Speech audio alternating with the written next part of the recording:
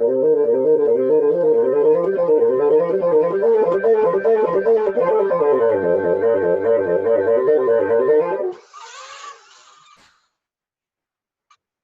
everyone.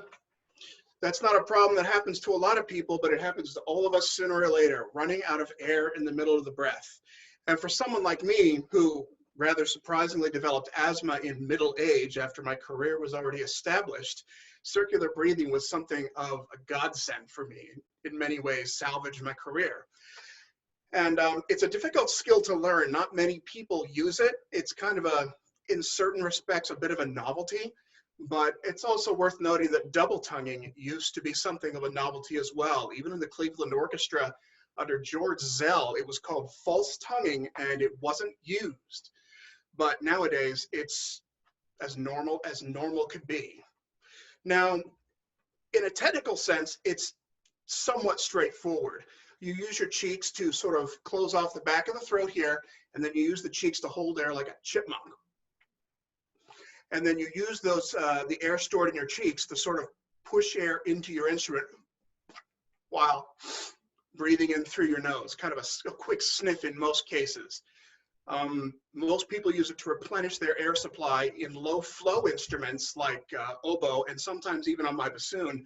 I actually find it useful to blow air out through the nose to get all the carbon dioxide charged stale air out of the system completely. People who play wind instruments with low flow rates know exactly what I'm talking about. It can be very, after just a few moments, you run out of oxygen even though your lungs are full of air. So even though that's a pretty simple way to do it, a lot of times on wind instruments, implementation becomes problematic because these Western instruments are very prone to even the smallest perturbations of the airstream.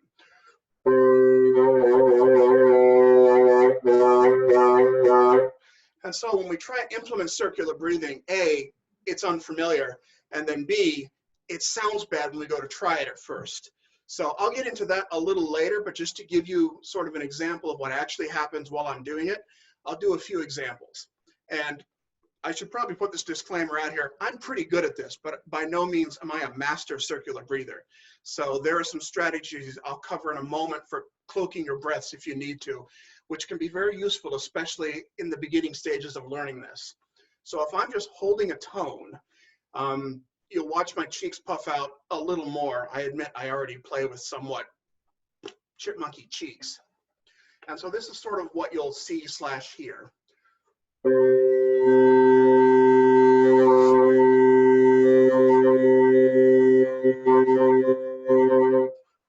And from time to time, there'll be a little wobble in there, but it's certainly better than dropping a phrase because you're running out of air. And in fact, I usually try and cloak it in note changes. So if I'm playing a scale,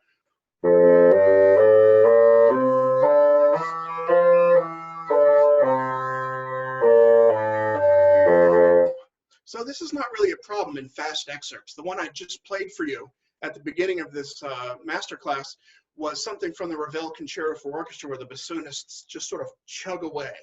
Ravel solved the problem of there being no place to breathe by staggering first and second bassoons playing the line. But in practice, and especially in professional auditions, it's almost always combined. And so when the notes are changing rapidly, there are places I can cloak it. I have to use both hands for this, so I'll try and indicate it with my eyebrows. I'll sort of, they say bassoonists are eyebrow people, and they're probably right, because when we play, everything is locked in place, and the only thing we can move are our eyebrows. So here we go.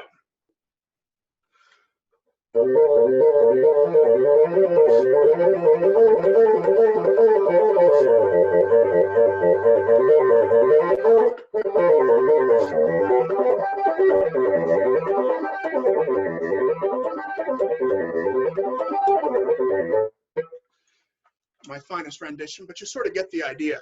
It can also be useful in some of the more legato excerpts, although it does become a little problematic. A good example would be from The Rite of Spring. If anyone knows the opening bassoon solo, just very quickly.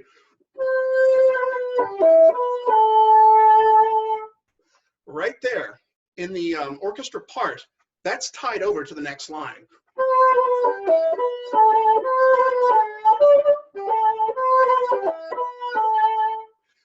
original score, there is actually a break right there. It's not slurred over, but audition committees often want to hear it slurred over. And if you take a break there, they're usually not happy about it, and they'll ask you to do it again. That's been my experience anyway. Others may have different results. So under those circumstances, I can use circular breathing to sort of get me through these longer legato excerpts. Again, I try and cloak it in places if I can, because especially in a big solo, even the tiniest wobble is going to be detectable. And because you're chopping off the airstream, using cheeks to sort of throw air into the instrument, and these are not really designed for specialty work, fine control, and then trying to blow air back in through a cutoff at the back of the throat, it's very, very difficult to minimize, at least for me, all that process audibly. So again, I'll try and use my eyebrows for this since all hands are currently on deck.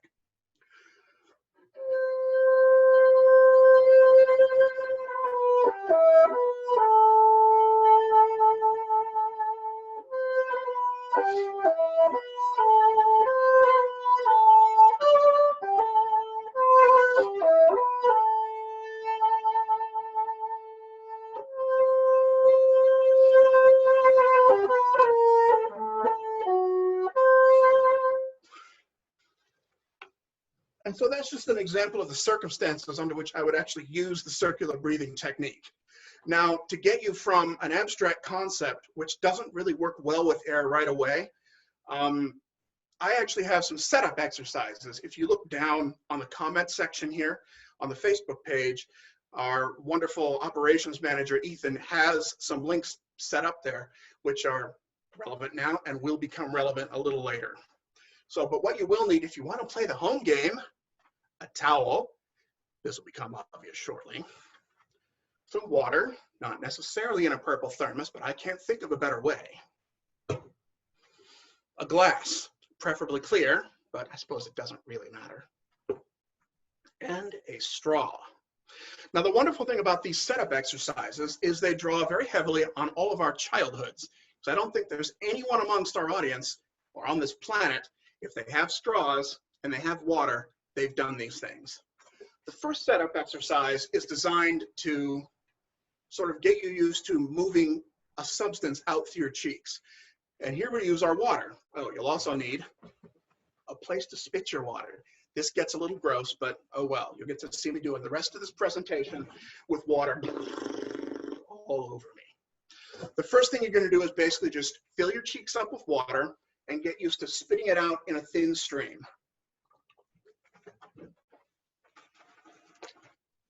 Yay. Real classy. The next thing you want to do while you do this is, again, as much water as you can in, and as you're busy spitting the water out, take a sniff in through the nose, or even just breathe in and out like normal.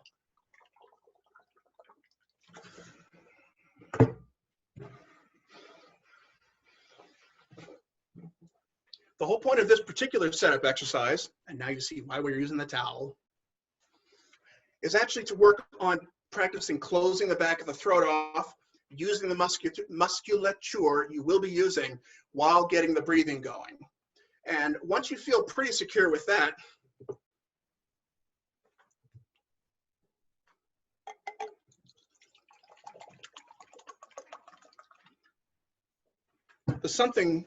the exercise that everyone has done and probably been yelled at by their mother for, blowing bubbles in water.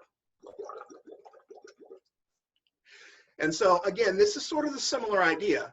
Once you get comfortable with spitting the water and breathing while you do that, the next step is going to be to basically repeat the exercise, but with air.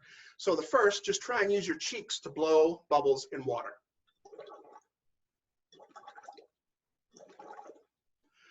And obviously, because water is a much thicker substance, the air is going to move really quickly, and you'll have to use an even faster sniff in.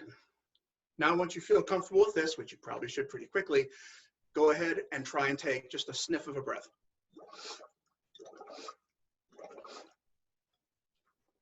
And stay hydrated. And so that is essentially the best possible setup exercises. One of the links, I think the first one, although it depends on which order that got copied, will give you a link to these setup exercises. So if you want to do them later, you have that option. Now we transfer it to a musical instrument, or in my case, a bassoon.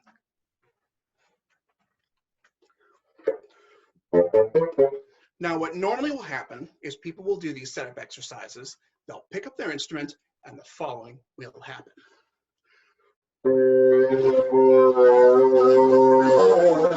Oh man, this just isn't for me. That sounds terrible. Well, here's part of the problem with the carryover, and I have a solution for this shortly. When you actually do all these setup exercises, they don't require a whole lot of precision out of these cheek muscles, which, as I said earlier, are not really have precision in mind. What they really want to do is chew. I guess I'm not a doctor. Maybe they do something else. So you have two options before you. One is to soldier on and just sort of accept that it's going to sound a little weird for a while. And as you work on it, there is one thing that I found really useful. The setup exercises, and even just like what you hear from most people about circular breathing, is you spit air or push air into the instrument. That's going to cause a lot of duck noises and wide pitch variations.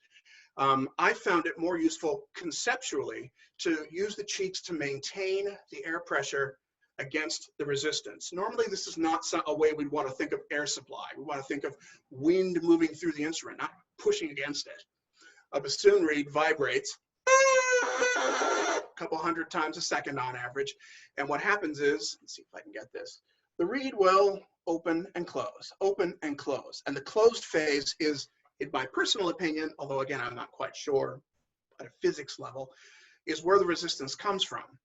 And just maintaining the pressure against that resistance gives me a more stable tone.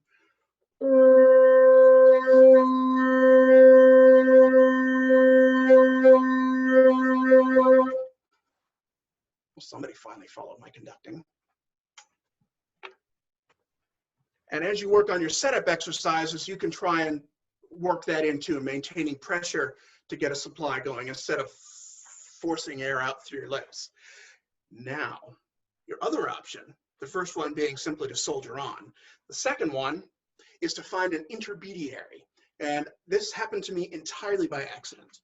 Some of you may know, many of you probably don't, that I was actually born in Australia. My whole father's side of the family from Australia. He met my mother while she was on some sort of teacher exchange program. And it's actually kind of funny because my mother's mother, maternal grandmother, was like, I just know you're going to marry a man and never come back. And so out of the blue, she gets one day a telegram which says, getting married, come quick, be happy. The telegram got there before the nice, long, pleasant letter explaining everything. But it all worked out, so I water under the bridge, and they moved me back here when I was 9 months old. But I'm sure you didn't sign on to hear my family story, so let's get on to the fun part. This is my didgeridoo. Didgeridoo is an Aboriginal instrument. I am obviously not Aboriginal, but I bought this souvenir quality one at some sort of tourist trap somewhere. It so happens that it's actually a halfway decent didgeridoo. But here's the thing about it. This takes a lot of air. And so I was running out of air very quickly, and circular breathing almost just started to happen for me. Now, I can't guarantee, of course, pardon me, that this will work for you in the same way it worked for me, but I will list a couple advantages that I found. First, the instrument almost requires it. Second, although you're moving a lot of air, the air doesn't necessarily have to be under a lot of pressure, so it can be a little easier to get the cheeks going. And finally, thirdly, the instrument itself is much less susceptible to the sort of rising and falling of airstream. There certainly is a difference, but because, as you see, there's no keys on the didgeridoo, it's basically a monotonal instrument. And what you actually get out of it is more of a percussion instrument in practice than in use. Get this thing set up here.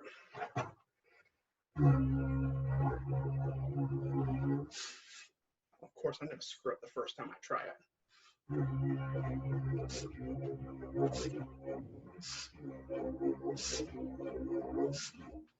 Helps if you don't have chronically plugged sinuses like me. So I found this actually a great intermediary. It just started to happen. Now, I can hear you saying, John, you're nuts. There is absolutely no way I'm flying to Australia for thousands of dollars and shopping around for a didgeridoo. Now, I think you should still do that. Australia is a beautiful country. But since we're on the edge of a recession, apparently, you have an option. You can get PVC pipe from Home Depot and a little beeswax, and you can make your own. This is done for less than 10 bucks, and Home Depot will even cut it to length for you.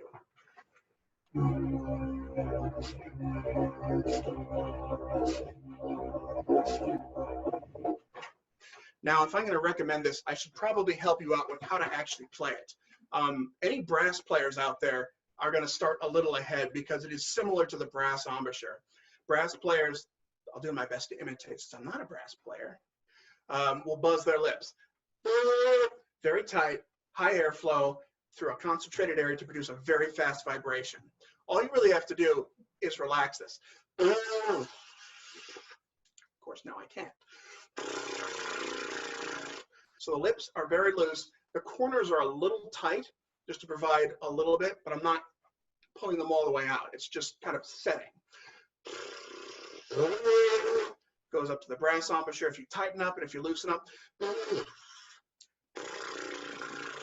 get the didgeridoo embouchure. And if you let it relax a little too much, that's probably not useful. These are loads of fun. I should also mention that the name didgeridoo is basically an onomatopoeic device imposed on this instrument by European settlers. Every tribe of Aboriginal peoples have their own name for this. One of the most common is going to be Yidaki, and they have a couple really interesting legends surrounding it. I don't have time to go into a great amount of detail, but one of the Aboriginal legends about the beginning of the world says that, you know, a man was walking along and he found, this is basically a hollow log that's been hollowed out by termites. And he found just one of these sitting on the ground, a log, not a log, a branch hollowed out by termites. He took it up and blew it. And all the termites flew up to become the stars in the sky. It's really a beautiful legend. And it's not part of my culture, but anyone can play a musical instrument. And this is a really fun one. So once you get sort of proficient with that, you can move it back over to the instrument. If you want instructions on making your own didgeridoo, again, on the chat section of this Facebook Live, there is a link which will tell you how to do it, what lengths to cut it with. Some things that are sort of difficult, I will tell you, is that beeswax is an extremely dense wax. If you heat it up a little bit, probably, especially this time of year, just getting a clear cup, yet again, this comes in handy, and turn it upside down with beeswax under it in the sun, that'll help soften it up. And something that also sort of helps with adhesion is to actually melt some first and sort of dip the end into it. So you've got a little bit of a glue to work with. The opening here, as you can see, is probably about 1 inch. It's fairly large. This end right here that I flared, I did with a blowtorch and a wine bottle, which I found later was an extraordinarily stupid idea on my part, because apparently if you heat PVC, it puts off really, really nasty fumes. So don't do that. All right, I think we've covered just about everything. It's an incredibly useful technique. It can be a little bit of a challenge to learn, so you've either got to have patience or an intermediary instrument. I found circular breathing a lot easier on the didgeridoo. If I had a couple final thoughts, it would be that if your instrument has more resistance to blow against, it's entirely possible that you'll find this skill a little easier than others, just because you'll have more air in reserve and more time. More resistance also means you might be more prone towards those pitch variations, but I don't play those instruments, so I can't really say. On the other hand, if you were a flute player who plays with literally no resistance to the instrument, to the airstream whatsoever, I don't know how well this will carry over. I have heard of flute players doing it, but there might be some differences in the technique. And finally, of course, there are many ways, I'm assuming, to do this. This is the way that worked for me. This was the method that sort of helped me find it. And you'll probably end up finding your own path. The most important thing is just to make the decision that you are going to do it, and then finding ways to make it happen. That's a good strategy for life in general. At this point, I don't know if there's anyone that has any questions of any sort. But if there is, this would be that time. Okay, so the first question we have is how long did it take for you to quote unquote master circular breathing? Well, as I said, I'm kind of still working on it. It became functional probably after a couple months of intermittent effort.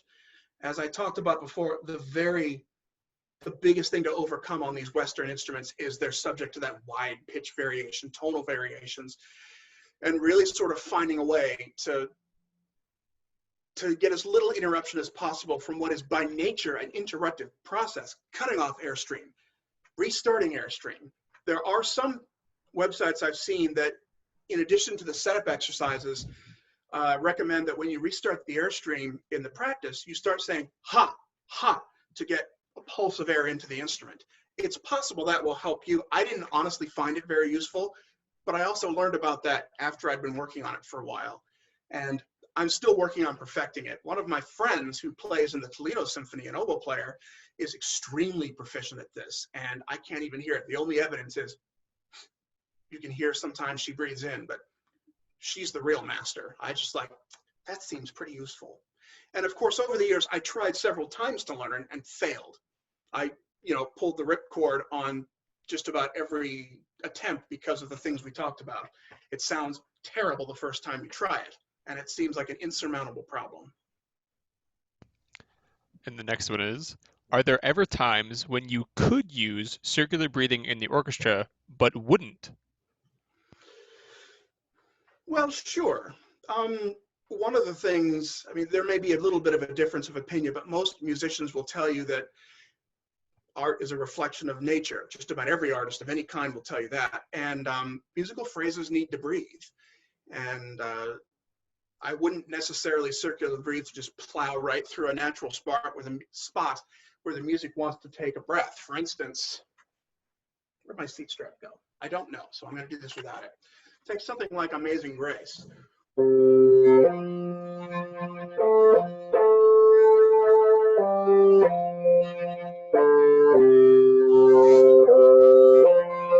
I think it sounds better, frankly and personally, with a break in there.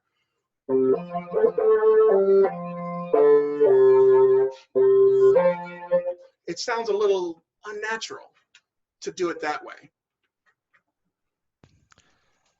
How did you get started on the bassoon? There are not many students studying the bassoon in my area. Do you have any ideas as why that might be? Well, I'll answer the first question and then the second. I got into the bassoon listening to Peter and the Wolf. I'm old enough that I grew up in an era without internet, and my parents were both public school teachers, so we didn't have a lot in terms of cable TV. So I did a lot of listening, and they had this wonderful recording of Peter and the Wolf with, I think it's Peter Ustinov who was doing the talking portion, and I love the bassoon solo in that. And so I'm like, I'm going to play the bassoon, which of course was why I picked up the trumpet in 4th grade when we started picking up instruments. But I switched over the summer. I just kind of forgot. And then I happened to listen to it again. I'm like, wait, I was going to do that. So I want to do that. And that's how I got started. I got to it through Peter and the Wolf. And to answer the second part of it, why don't a lot of people play it? It has a reputation for being difficult. Pardon me. And that is, in certain respects, a deserved reputation. And in other ways, it's not. Every musical instrument has difficulties about it. One of the big problems with the bassoon is the reeds. The reeds have to be very carefully adjusted. Even the finest player isn't going to sound very good if the reed doesn't work. So unlike with a trumpet where you can sort of try a bunch of different mouthpieces, and find the one that fits your circumstance the best, the bassoon reed is changing every single time you pick up the instrument. This is especially true this time of year. Up here in Sioux Falls yesterday, it rained and was cold and damp. Today it's nice, it's sunny, it's warm, and the reeds are completely different. Every single year I have this problem. So, but you didn't come here to hear about my problems. And to sort of finish with answering that question, I think a lot of band directors are they don't know a lot about it. I don't want to say they're afraid to teach it, which is not fair and mostly not true. But with a lot of things, I don't know. I guess it just doesn't happen as often as it probably should. I should mention for any music educators out there, it would be my personal opinion that if you want to start a bassoonist, start them as soon as their hands can reach. There's a sort of a misconception that I hear, or something that I think is a misconception anyway, that they should start on an easier instrument and then transition over. I can understand why that is done, but if I'm really being honest, I don't think it's very effective, because you take a student who spent a lot of time invested in one instrument, transfer over to another instrument, which can be a little on the difficult side. They might not have anyone to help them with their reeds, so they're stuck doing a lot of things and building bad habits to compensate for poor reeds, and you set them back to square one where all their colleagues are racing ahead. So I'm a big fan. If a student is enthusiastic, you let them play whatever instrument they want as long as they can physically handle it. And our next one, can you tell us about your reed making process? How long does it take? How long does it take? Interesting question. It starts for me here. This is a piece of Arundo Donax, and it's a relative of bamboo. It grows wild, and I get it in this form. It's normally a much taller green weed, but they cut it down, they dry it outdoors, slice it, and send it to me like this. I split it. I gouge out this inside of this thick wall, which will get you a flat piece. I don't think I actually have any. When I split it, it gets to this. Cut out all this stuff, fold it over to make, here's kind of a cocoon. And then what happens is after this is dried for a week, because you got to do it wet, otherwise they crack. They cracked for me, I should say that. My first high school teacher formed them dry, and they always were perfect. Never worked for me. I will then put some wire on this. See if I have one here. Oh, I'll just use the one I've been playing on. You can sort of see the wires here. There's one there. There's the second wire right behind it. And then under this wrapping, there are two more. And what will happen is I'll wrap it all up. It'll sit for a while. And so we've got one piece of cane sort of folded over on itself. I'll clip the tip off here, and it starts getting scraped. You can sort of see a little bit probably from the overhead light transmitting through the cane that it's going to be thinner here at the tip and generally thicker at the back, but it tapers. And what I usually do is over the course of about 3 cutting sessions, I want to see what an individual piece of cane is actually going to do for me, because this stuff as a natural product has tons of variations. There are tons of rejects. I probably get about half of the ones I cut the tip onto a stage that I can do some sort of practicing on. And about 1 out of every 10, 1 out of every 15 is something that's probably concert quality. I can answer that in more depth if that doesn't answer the question completely, but long story short, this is kind of a frustrating process to make reeds. Just about any bassoonist will tell you, and it's no coincidence that this, my bassoon studio you heard home, is the room where I come to cry. Just kidding. To follow up on that, Mm-hmm. you can buy reeds for like saxophones and clarinets. Why does that Yeah. not work for double reed instruments? Or does it, and they're just not what you want? Well, part of the problem is every player, one second here, I just got coffee on my mustache. Problems of the bearded, huh? Anyway, you can actually. Part of the problem is that as a mass-produced product, which is what most of them are, unless you buy from a specific maker who knows what you specifically like, they're a mass-produced product. They're kind of cafeteria food. And they certainly can work. My younger students have a lot of success with Jones reeds they buy and then pay me to adjust. It's a little bit of a money shell game, because by the time they've paid me the lesson fee to actually adjust the reed, and it will take some time, it's probably cheaper just to have bought one for me in the first place. But there's nothing wrong per se with that. If a student is going to buy a pre-made reed, it's almost always better to examine them in person, because you'll want to take a look at the actual blades here.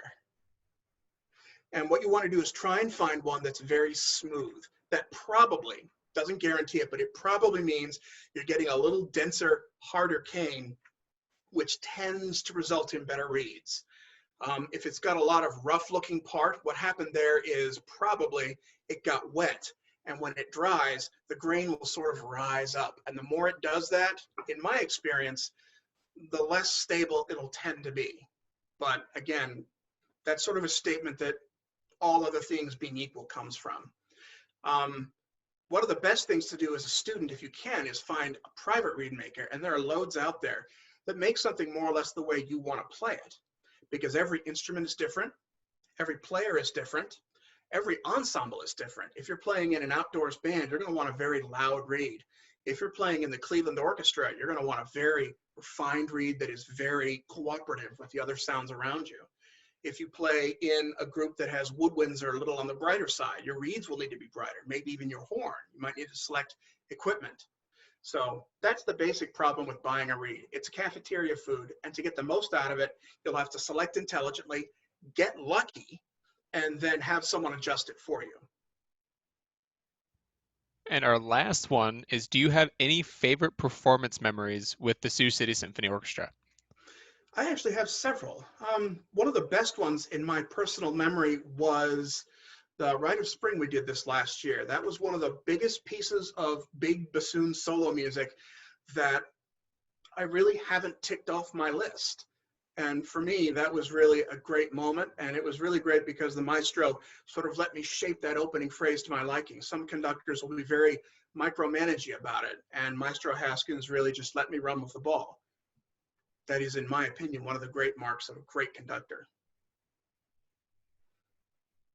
And there have been others. It's really difficult to pick out a specific one. One of the great things about working with the Sioux City Symphony and with Maestro Haskins is that a lot of the philosophy, whether it's intended or not, of concert execution sort of lines up with what I do, or what I would like to do anyway. And for sure, you want to do a lot of preparation to make sure the concert goes the way you want it to go. But really, it would be my personal opinion that every time you play a piece of music, it's sort of a new creature being born, something new and special emerging. Even if the Chicago Symphony Orchestra goes in and plays Beethoven 5 for 6 concerts in a row over a weekend, the idea that they all 6 should be identical is anathema to me. I don't think that is a good outcome. It's that sort of like treating music like it's a museum piece that you have to take tweezers with and very gently turn the pages. So the Sioux City concerts always have that sort of birth of a special thing every single time, for whatever warts it might have, for whatever unexpected glories emerge. Those are really great. One of the ones that I was very disappointed to see cut short was the Beethoven 7 concert we just lost to the coronavirus. There was a fascinating interpretation emerging there, and a fascinating group dynamic that was evolving. And I hope we get a chance to revisit it again and share it with all our audience members, because that was one that really hurt to get away. All right, and that was the last of my questions. So go ahead and sign us off. All right. It's been great talking with you. I hope you find this useful. If you want to ask further questions, you can certainly find me on the interwebs and ask. There are other ways to do these things. Everyone's going to find their own way to do these sorts of things. But I hope in some small way this has been of interest and use to you. And if you can develop the skill, it's always nice to have in your back pocket as a reserve, if nothing else. Take care. I hope everyone's staying safe, and have a wonderful day. Thank you for spending this time with me.